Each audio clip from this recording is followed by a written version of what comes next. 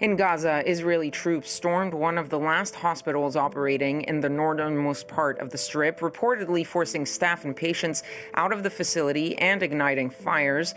The Kamal Adwan Hospital has been hit multiple times by Israel over the past months, including a strike yesterday that killed 5 medical staff, this according to Gaza's health ministry. Israeli military says that it was conducting operations against Hamas infrastructure and fighters in the area, claiming that fighters were operating inside the hospital. Israel has provided no evidence, while hospital officials have denied the accusations.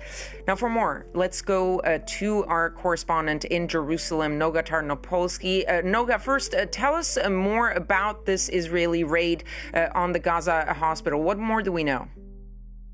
Hi, Kativan. Thank you. Well, the statement I just received from the Israeli army actually denies any raid on the Kamal Adwan Hospital. It says that they were operating in the vicinity of the hospital, but not in the hospital. And it says that an unused or an empty small building within the grounds of the hospital apparently caught on fire.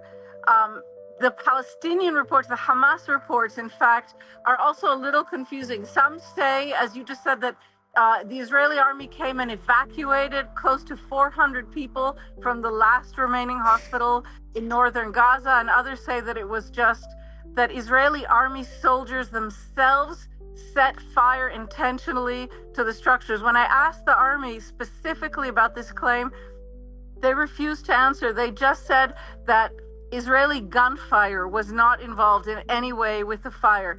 So we're left once again, unfortunately, in reporting on this absolutely terrible situation, we're left with more questions than real answers at this point. Now, earlier, we heard from the White House National Security Council spokesperson, John Kirby, who was asked about the ceasefire talks between Hamas and Israel. And he once again said that Hamas was responsible for the lack of progress. How are Israelis reacting to these stalled talks? Are they putting some of the blame on their own government or just on Hamas?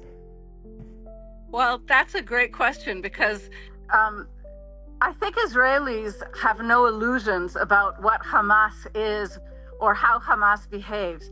And Hamas, in fact, we've been hearing here that they have taken a step back from their promise to share with Israel a list of the hostages, living hostages, that it would plan to release in any such ceasefire deal.